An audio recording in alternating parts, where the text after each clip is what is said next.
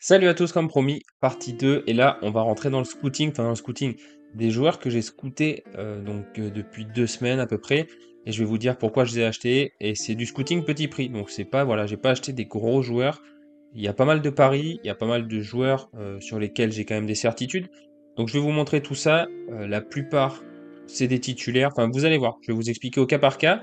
Vous allez voir il y a des cibles intéressantes, un peu sous-cotées même. Donc tout de suite, on y va. C'est parti. Et donc le premier c'est Esquetia. Esquetia, alors je vous en avais un petit peu parlé. C'est gardien qui était à l'Atlético Bilbao, qui a rejoint Santander, qui était remplaçant la saison passée, mais il est passé titulaire en fin de saison. Il y avait eu une réunion avec le coach, c'est Parera, le, le gardien qui était titulaire l'année dernière. Voilà, Mikel Parera. Et il a été convenu avec les deux que ça serait Esquieta qui prenait la place parce qu'il est tout simplement meilleur. Donc voilà, que ce soit au niveau de l'entraînement et il a montré au niveau des matchs. Donc il a assuré sa place. Donc voilà, pour moi, il me fallait un gardien titulaire sûr pour assurer la suite pour les paliers cap 240. Et Esquieta, en plus, je l'ai eu à un bon prix à 0,212. Vous voyez, je l'ai chopé quand même bas par rapport à tous les autres. Il était en offre directe, j'ai même pas négocié. Quand j'ai vu le prix, j'ai pas cherché à négocier. Donc voilà, c'est un gardien, je vous l'ai montré vite fait dans la semaine, qui est capable de faire du all-around. Il fait jamais de John au final. Il fait toujours du all-around quand il prend des buts. Et ça peut faire voilà, des jolis CS, même s'il n'y en a pas eu non plus des à 80-90. Je pense que dans la saison, ça viendra. Donc gardien super intéressant. J'ai acheté, vous allez voir, j'ai acheté une rare et j'ai acheté deux limited aussi voilà, pour faire la seconde division et la cap 240 pour l'instant. Après, je vais peut-être switcher parce que son cap, il est à 55, il me semble, pour le moment, mais non, 57. Donc voilà, un moment ou un autre pour la cap 240, il va falloir que je switch. Mais voilà, gardien super intéressant. Ruben Alves, c'était pour faire le half stack Santander avec Skietia. J'ai pas précisé, Santander, ça a joué pour pas descendre la fin de. Voilà, ils ont lutté pour pas être relégués. Et Skietia a été mis en place à ce moment-là et a fait le job. Donc voilà, ça apporte encore plus de crédit à son poste de titulaire. Et Ruben Alves est vraiment pas cher, je l'ai payé je crois 0, ouais, 0,015. Je l'ai en limited aussi, c'est un joueur qui est capable voilà, de tourner autour des 100, donc c'est un top pour jouer les caps. Et on peut voir voilà, qu'à domicile, il a fait un 75 et 60, donc c'est des joueurs intéressants à mettre à domicile. Et vous allez voir que je vais pas mal faire je vais vous montrer pas mal de fois les résultats à domicile, parce que les match-up, voilà, j'ai vraiment pris en compte le fait de les aligner sur des match-up intéressants, donc d'avoir un peu de profondeur, contrairement à ce que j'ai en SR. Donc voilà, je vous montrerai souvent ça. Et Ruben Alves, voilà, à domicile, il est super intéressant. Et ce week-end, ils ont un super match à domicile. Je vous montrerai à la fin les teams que j'ai faites. Mais voilà, ça peut être intéressant. Donc pour le prix, c'est OK. Et ensuite, les milieux, j'ai galéré à trouver. Je voulais faire un stack, le Liga Smart Bank, parce qu'il y a pas mal de Game Week. Donc que ça soit déjà ce week-end, même vers novembre, décembre. Il y a pas mal de Game Week où il n'y a que la Liga 2 qui joue quasiment. Donc voilà, je voulais faire un stack Liga 2. Milieu attaquant, je vous cache pas que c'est difficile, mais j'ai trouvé un joueur qui est vraiment intéressant. Alors je l'ai payé un peu cher. Voilà, lui par contre, alors vous verrez qu'il y en a. La plupart, je les ai payés pas cher, mais il y en a quelques-uns. Je les ai payés un peu au-dessus parce il a raté le match. Voilà, le dernier match auquel j'ai acheté. C'est juste un inconfort à l'entraînement. Il devrait revenir ce week-end, donc ça peut être intéressant à acheter. Il y a des gens, je pense, qui ont eu l'info parce qu'il a été acheté dernièrement. Donc voilà, moi je l'ai aligné pour ce week-end. C'est un joueur de Oviedo, c'est pareil, c'est pas un club de fou, mais il tire tout. Il tire corner, coup franc, penalty. Après, il y a l'arrivée de Colombato, c'est un autre joueur au milieu qui est important. Même avec ça, je pense il gardera tout ça. Il joue au Betis Séville, il a longtemps été blessé, je pense que c'est pour ça aussi que les gens sont sceptiques par rapport à lui. Voilà, il était au Betis, il avait de longues blessures. Apparemment, les blessures sont derrière lui, donc on va voir, enfin, d'après le dernier match, c'est pas trop le cas, mais il était opérationnel à l'entraînement. En fait, il a eu une petite gêne, un petit inconfort au dernier entraînement, donc c'est pour ça il a pas été dans le groupe, il a été préservé, mais dès le lundi, de retour à l'entraînement, en forme, il a fait l'entraînement normal toute la semaine, donc je pense qu'il n'y aura pas de problème pour qu'il puisse jouer. Et il est capable de faire du all-around, il tire un peu tout. Donc voilà, je trouve super intéressant. Pour le prix en limited, il est à 0,0014, 2,30€, 2,30$, donc ça va faire 2 euros à peu près. Et en rare, il est pas cher non plus, quoi. Donc voilà. Joueur pour moi intéressant en Liga Smart Bank où il y a peu de milieux qui peuvent faire des bons scores. Donc voilà, content de cet achat. On verra s'il me le rend bien. Et l'attaquant, il me fallait un attaquant pas cher, encore une fois. C'est comme je vous ai dit, j'ai vraiment pas été chercher des joueurs chers. C'est Enrique Gallego, attaquant de Tenerife. C'est pareil, Tenerife, c'est pas non plus un club de fou, mais ça score quand même plutôt pas mal, hein, quand il est titulaire et quand il joue à domicile. Ah, je vais même mettre ses matchs à l'extérieur. Et vous allez voir que ouais, ça score quand même plutôt pas mal. Alors, ça a 36 ans, c'est pour ça que c'est pas cher. Et payé 0,03, il me semble. En limited, voilà, il est à 3 euros, 3 dollars. Donc ça peut être, pour la cape de 140, il a un L15 de 52, ça peut encore aller. Mais voilà, dernière vente 0,027 en rare, donc ça peut être un attaquant. Quand on regarde les attaquants, il y en a quelques-uns quoi, qui sont pas mal. Il y a Fidel, il y a Peremia que j'aime bien aussi, je vous passe vite fait dessus, mais Peremia il est très cher parce qu'il est arrivé à l'Espagnol Barcelone et ça peut être très cool cette année parce qu'il fait du AA.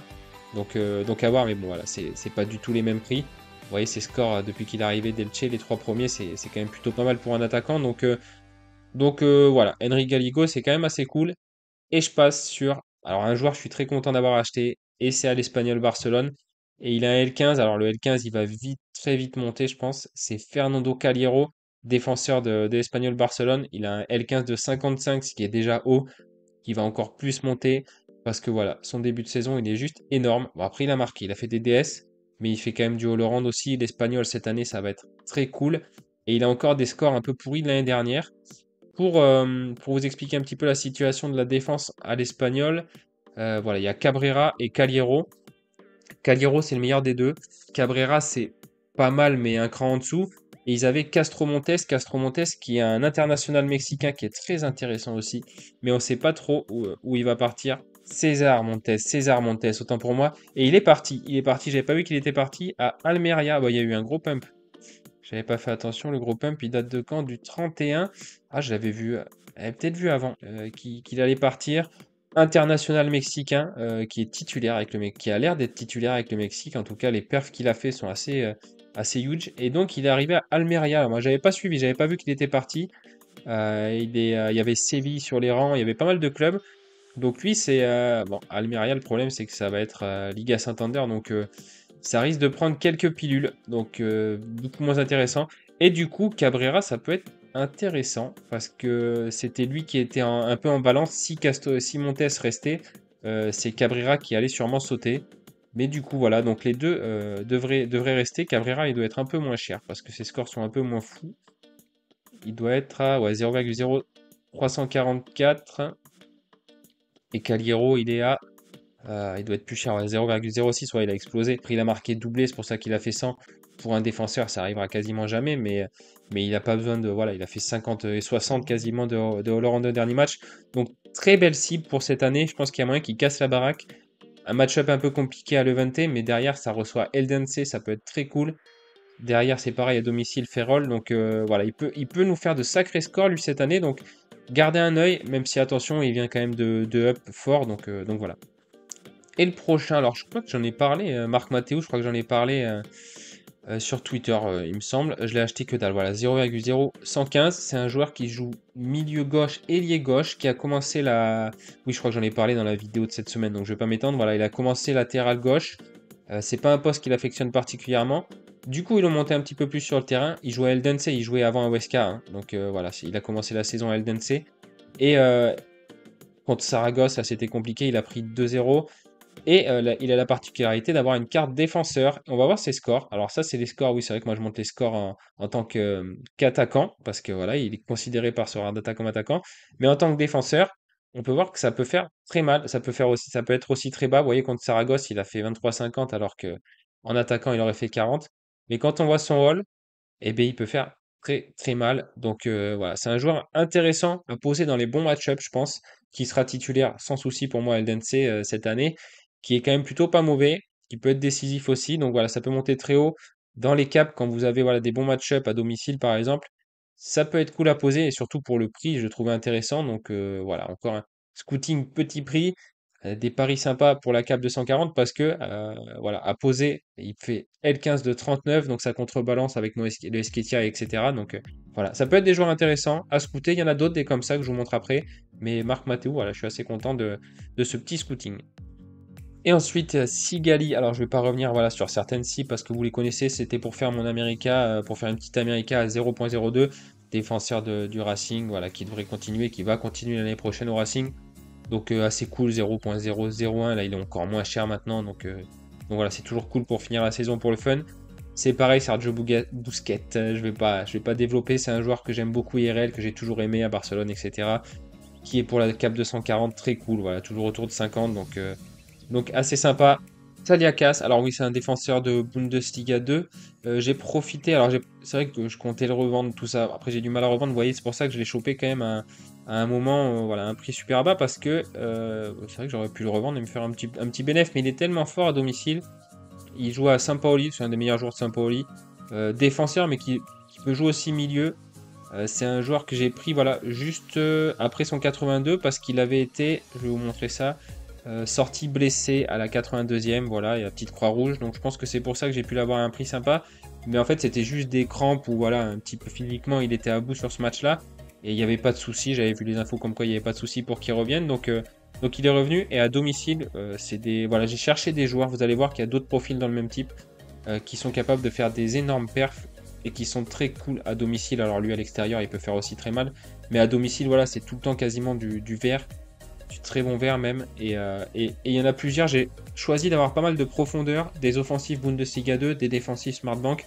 Bon là c'est un défenseur, mais vous allez voir que j'ai pris aussi des offensifs. Et pour vraiment jouer les match-up, c'est super important. Donc lui en fait partie. Il y a d'autres cibles comme ça que je vous montre après. Mais voilà, en tout cas très content pour le prix auquel je l'ai eu. Et Quintana, c'est pareil, je vais pas te développer sur Quintana, c'est un peu comme Sigali. C'est un papy qui joue à Rosario, qui a 35 ans, mais qui est capable de faire des gros scores. Je l'ai eu pour que dalle aussi, 0.0001, un truc comme ça. Donc voilà, pour vraiment monter le stack America, je vais pas non plus trop déblatérer dessus parce que c'était pour faire, voilà, comme David Bingham qui devrait être titu sur les 8 matchs restants à 0,0037.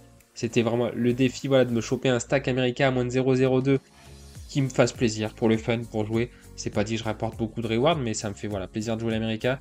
Inigo Vicente, c'est un des meilleurs joueurs de Liga Smartbank. Je l'ai eu pas cher au final, hein, 0,013, je l'ai chopé la semaine dernière. Et c'est vrai qu'il y avait pour ceux qui veulent faire un peu d'achat-revente, etc., qui se demandent comment faire, comme il n'y a que la Liga 2 ce week-end, vous voyez, c'était assez facile de se faire un petit bénéfice qui part à 0,0190. Donc ça devrait continuer jusqu'à 16h cet après-midi. C'est un très bon match-up en plus. Voilà, faut aussi regarder ça quand vous voulez faire un petit coup d'air. Lui, c'est capable de faire du all-around, ça sera titu sans souci. Je crois même que c'est le capitaine de Santander. Et dès qu'il fait un DS, mais du coup, ça fait très mal. Ça monte très haut, c'est du vert foncé. Donc voilà. C'est vrai que je vous ai dit, je voulais faire stack offensif, Bundesliga 2 défensif, Smartbank. Là, c'est pas trop le cas, mais j'ai de quoi jouer voilà, toute l'année avec ces joueurs-là, parce que la Liga Smartbank, je vous le répète, il y a beaucoup de Game Week où ça joue tout seul. Il n'y a pas grand-chose d'autre. En décembre, ça sera pareil. Et voilà, vous voyez l'exemple que comme quoi je n'applique pas mes conseils. Enfin, vous allez voir que c'est le cas, je me rattrape un petit peu après. C'est Daniel Hébert, qui est capable, qui est à Maderbourg, qui est capable de faire des all-around monstrueux. Alors, je vous montre encore ses scores à domicile. Voilà, c'est capable de faire voilà, des all-around de 50, de 40, de 45. Donc, c'est des joueurs comme ça que je cherchais. C'est pareil, c'est un joueur que j'ai pas payé cher et qui me servira en fonction du match-up cette année. Donc voilà, c'est un peu le même cas que Saliakas. Je sais pas qui j'ai pris d'autre après en Bundes 2. Non, j'ai arrêté de craquer sur les défenseurs, j'ai été sur les offensifs. Donc voilà, c'était vraiment, je voulais prendre des joueurs très forts qui sont capables de faire des très gros scores, pas des 60 juste. Et donc en Allemagne, j'en ai trouvé. Preciado, Mexique, Santos Laguna, c'est très cool, c'est pour le stack américain encore. Donc voilà, lui c'est par contre le joueur que j'ai payé le plus cher pour ma petite Team America. Mais voilà, encore un joueur qui est capable de faire des 80 plus. Fin de saison, je pense qu'en plus je peux le choper. On peut le choper pas cher en plus, hein. Moi je l'ai chopé cher avant la Game Week. Ah, il est parti super cher hein, après. Ça s'excite un peu trop avant. Achetez pas avant les Game Week, hein, parce que ça pète, tu vois, là, c'est surpayé. Après, voilà, on sait jamais ce qui va se passer, mais là, c'est très bien acheté par contre, parce que ça revient la semaine prochaine. C'est encore quand même pas mal de matchs au Mexique, hein. Ça va combien? 2, 4, 6, 8, 10. Donc, c'est moyen de rentabiliser, entre guillemets, mais surtout de kiffer. Donc, voilà, il faut un attaquant quand même assez fort pour l'América et Preciado, c'est plutôt pas mal. Esquetia, moi je ne vais pas revenir dessus. Onayu, achat-revente. Clairement, c'est un joueur qui est allé à Auxerre pour gagner du temps de jeu à Toulouse. Quand il était en Ligue 2, il était très bankable. C'était un des meilleurs joueurs même de Toulouse, je crois, en Ligue 2. Il n'arrêtait pas de perf. C'est à l'époque où c'était pas couvert, il me semble. Et c'est un joueur voilà, qui est capable de faire des scores, d'enchaîner des DS assez souvent. Il est venu à Auxerre pour gagner du temps de jeu. J'ai un pote qui connaît bien Auxerre et qui m'a dit que logiquement, il passerait titulaire. À voir dans les semaines à venir. Voilà, donc je vais attendre tranquillement. J'ai acheté deux limited aussi et une rare pour le revendre quand il aura fait quelques perfs qui sera passé titu. En attendant le faire jouer, là, je l'avais mis dans ma cape 220. Ça m'a pas porté chance parce qu'il a fait un petit 25, mais voilà. Donc il est venu de Toulouse vraiment pour prendre du temps de jeu. Pour moi, il en aura. Même si Auxerre, voilà, ils ont mis 4 buts au dernier match sans lui. Je pense qu'il prendra le poste à un moment ou un autre, donc voilà, pas pressé. Si je vois des Onayu qui sortent pas trop cher, c'est ce que j'ai fait en limited. J'en ai pris un autre à 0,0033. Donc ça peut être, voilà, c'est un pari, on verra bien, mais en tout cas assez content et je connais la qualité du joueur, c'est quand même assez cool. Et Dirk Habels, alors je vous en ai parlé sur Twitter de Dirk Habels, c'est Hollandais qui jouait à Twente avant, qui était plutôt remplaçant et quand il rentrait il était plutôt alors défenseur, il a fait milieu aussi, il a fait latéral. Là il est fixé à Grasshopper au poste de latéral droit, ça sera Titus sans souci, je l'ai payé 0,014, c'est ça.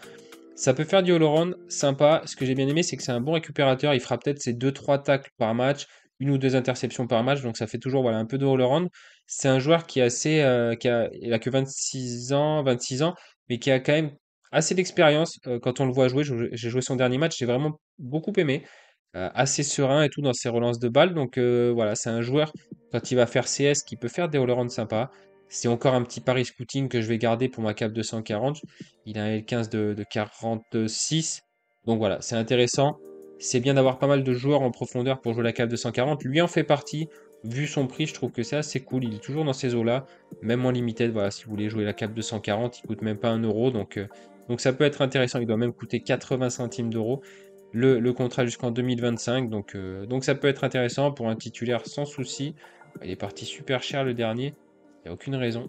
Ah si, autant pour moi c'est la numéro 2, donc c'est Jersey Number. Et c'est Der Griech, je sais pas si vous connaissez le... Ah, je fais un petit aparté histoire de... Der Griech, c'est un manager qui collectionne que les voilà, numéro 1 et édition. Et vous pouvez aller voir sa galerie, c'est assez impressionnant. Il a plein de Jersey Number. Il a quasiment que ça même. Il collectionne que ça. Donc je pense qu'avec les collections, sa galerie, elle a du bien pump. Même si ça se voit pas sur SD, je pense que ces cartes voilà, ont dû bien pump. Donc voilà, c'était le petit aparté. Et on passe au suivant.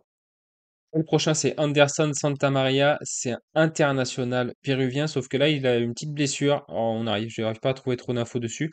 Mais c'est un joueur voilà, qui est dernièrement on fire. C'est un pote qui suit vachement l'Amérique du Sud, qui m'a dit jette un œil sur lui. Et qui m'a même prévenu au moment où son prix était assez bas. Je l'ai payé voilà, 0,026. L'américain en ce moment, c'est vraiment pas cher. Donc je vous conseille de vous pencher dessus pour préparer l'année prochaine. Là, en plus, il reste quand même pas mal de matchs. Donc il n'a pas été en sélection péruvienne. Parce que, voilà, petite blessure, donc voilà, qui se repose bien, qui revienne en forme. Et vous voyez que dernièrement, c'est juste fou. Donc pour le prix, je pouvais pas passer à côté de ça. On la ligne. En plus, il a pas un L15 si haut que ça. Je pense qu'il dépasse 53. Donc voilà, s'il est titu quand il revient, je le mettrai en cap 240. Je sais que ça fera plus que que son L15, quoi, quasiment sûr. Donc voilà. Ça, c'est un joueur à suivre pour cette année, pour l'année prochaine, que je vais garder gentiment. En plus, c'est international, donc c'est plutôt cool. Anderson Santamaria, en plus, son nom est plutôt chouette. Je vais accélérer un petit peu parce il en reste quand même plutôt pas mal. Donc là, c'est Colin Dagba, vous le connaissez, donc je ne vais pas déblatérer sur lui. En Ligue 1, il faisait des scores qui étaient, ouais, allez, on va dire, assez moyens. C'était à Paris, après c'était entre remplaçants et tout, au niveau de la confiance, c'est pas non plus fou. À Strasbourg, c'était aussi pas fou, c'était remplaçant, machin et tout. Il est venu à Auxerre et je pense qu'il va prendre le poste. Il n'est pas venu pour cirer la banquette. Et vu le all-around qu'il est capable de faire en Ligue 1, en Ligue 2, ça devrait être mieux. Donc voilà, c'est achat-revente, c'est comme Onayu lui. Donc si je peux faire un petit x2, on verra si c'est bien investi au niveau de mes 0.03. Je pense que oui. Après, on verra. Déjà qu'ils prennent la place de Titu et curieux de voir ce que ça va donner. En tout cas, du coup, maintenant, je vais regarder Auxerre en ce début de saison pour voir mes deux recrues Mercato, si ça va perf et si je peux, quel sera le bon timing pour les revendre. Et on passe à Raúl Navarro, c'est défenseur, Liga Smartbank, vous voyez le prix auquel je l'ai payé, vraiment que dalle. Et vous allez voir que lui, c'est un bon petit coup de scouting, je pense que j'ai fait, parce qu'il a un L15 de 38 pour la cave de 140, c'est vraiment génial. Et vous pouvez voir que cette année, il a pris une place de titu, contrairement à l'année dernière où c'était un joli remplaçant. Je vais vous montrer pourquoi. Dernier match, voilà, parce que il est passé latéral droit, ouais, parce qu'il joue un petit peu milieu, etc. Il est passé latéral droit, il a pris la place de Jesus Arezzo.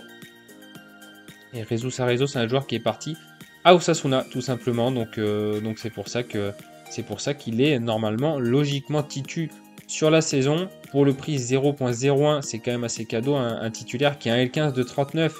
Donc c'est un L15 de plus ou moins de remplaçant, L15 de 38, pardon. C'est plutôt enfin, remplaçant titulaire qui fait jamais de A. Lui, il est capable d'en faire. Ah, il est capable, après, voilà, sur les mauvais match-up, à chaque fois à l'extérieur contre une équipe de Levante qui est assez difficile à manœuvrer, voilà, ça peut être compliqué, mais voilà, choisissez toujours bien vos match-up. En tout cas, lui, c'est plutôt cool. Je vais l'utiliser en cap. Je l'utilise en cap ce week-end, d'ailleurs, Raúl Navarro. Donc voilà, pour le prix, je suis vraiment content. Onayu, je ne vais pas revenir dessus. Espinoza, Saint-José, je vais voir sous-côté. Je pense que monsieur Sorar Prospect sera d'accord. C'est un joueur qui est capable, voilà, de faire des très bons scores. Pour mon America, j'ai payé 0,007, ma deuxième plus grosse dépense. Je vais pas déblatérer sur lui parce que vous le connaissez. C'est Titu, il n'y a pas de souci. C'est un très bon joueur. Donc voilà. Encore un Esquitia. Promis, c'est le dernier. Derrière, je vais faire ces deux-là en même temps parce qu'en fait, j'ai fait un petit stack. Voilà, Santander, je les ai payés. Voilà, vous voyez vraiment que dalle. Pour pouvoir compléter et me faire un quasi full stack Santander pour cette game week là. Donc j'ai tout simplement pris les meilleurs joueurs qu'il y avait au poste. Aldasoro, c'est un des meilleurs aussi à Santander. Au niveau des défenseurs, Saúl Garcia, je vous ai montré tout à l'heure Ruben Alves, mais lui, voilà, est capable de faire des très gros scores sur des match-ups qui peuvent être plus ou moins assez faciles. C'est ce qu'il a ce week-end, donc voilà, espérons qu'il me donne raison. Et assez content parce qu'au final, ma collection Santander est déjà à 2%, alors que j'ai pas voilà, tant de joueurs de Santander que ça, donc c'est assez cool. Et Ivan Chapela, alors ça c'est intéressant. Ivan Chapela, c'est un joueur qui est arrivé à Eldense, qui jouait à Cadiz, enfin qui jouait, c'est un bien grand mot, il jouait pas à Cadiz tout simplement. Voilà, il a joué quelques petits bouts de match il y a quelques temps. Carte attaquant, qui peut jouer milieu, donc là il joue plutôt milieu droit, et qui a fait des bonnes rentrées avec Eldense. Alors là, ça a même, je crois, été un des meilleurs joueurs sur les 32 minutes qu'il a fait à Eldense. Il a fait en tout cas une énorme rentrée. Et ça, voilà, ça peut être un joueur qui peut prendre une titu. Je crois que sur Play Sharper, je l'ai vu à 50-50 sur ce week-end. Alors, Eldense, c'est pas forcément facile de trouver des infos, mais j'ai lu pas mal de trucs positifs sur lui. Il coûte 0,0250, je crois, je l'ai payé. Et il me fallait un petit attaquant, même si j'aime pas craquer pour une game week, il me fallait un attaquant pour ma cap 220. Mais je suis tombé sur lui parce que son profil me plaît, parce qu'il peut prendre une titu sur la saison et un attaquant à 0,0250 titu, c'est quand même très cool. Donc voilà, en plus de ses qualités, de ce que j'ai lu, voilà, il y a pas mal de qualités dans ce joueur-là. Donc hâte de voir ce que ça va faire. Et c'est vrai que je pensais pas avoir deux joueurs d'Eldense avec Marc Mathéou cette année. Et Jason Seka, et je vais faire en même temps Steven Scrus, je laisse tomber. C'est deux offensifs, voilà, je respecte un peu plus ce que je vous ai dit tout à l'heure, deux offensifs de Bundesliga. Il n'y a pas besoin d'aller chercher loin pour eux. En plus, c'est U23, c'est pas exclu que je fasse une U23 dans l'année. Vous voyez, ces scores, c'est assez cool. Et regardez les scores à domicile, c'est juste n'importe quoi. Donc voilà, à partir du moment où j'aligne à domicile, lui, je sais qu'ils vont me faire du très lourd, sûrement. Hein, c'est pas une science exacte. Mais donc voilà, c'est ce genre de joueur que je cherchais. Lui, je l'ai payé un peu cher parce que U23, un des meilleurs joueurs de Bundesliga 2 en termes de stats. Bon, quand on voit ses scores, on comprend. Et lui, c'est pareil. Lui, en plus, il est pas cher, Skiberski. Vous pouvez voir que ses scores, voilà, il est capable de faire du très gros scores. Et à domicile, voilà, c'est ça que j'aime, c'est qu'à domicile, voilà, ça peut faire très mal. Donc, j'ai encore une fois fixé mes recherches sur les match-up. Et les deux, j'en suis très content. Et lui, il est vraiment, je vais regarder vite fait quand même, parce qu'il est vraiment pas cher. On peut l'avoir à 0,10, ouais, on peut l'avoir vers les 5 euros, quoi. Donc, on peut aller perfer, franchement, pour pas cher maintenant. Hein. Et Alima Migori, on arrive sur la fin. C'est un joueur que j'ai pris à Sir Is, c'était pas du tout prévu, mais j'ai pris les deux Allemands que je viens de vous montrer. Et j'ai découvert ce petit joueur qui a fait une très bonne rentrée. Alors, il avait commencé Titus cette année, blessé un petit peu, et il a fait une très bonne rentrée contre Angers. Et je pense que ça se joue entre lui et Camara. Et je pense qu'il va prendre la place de Camara. Donc il y a moyen qu'il soit Titus. C'est un attaquant, carte attaquant. Et je l'ai payé, il coûte 0,013 quand je l'ai pris. Donc c'est vraiment que dalle. Donc ça reste un petit pari à petit prix. Vous en avez vu pas mal dans cette vidéo-là. Il y en a sûrement qui vont pas payer, d'autres si.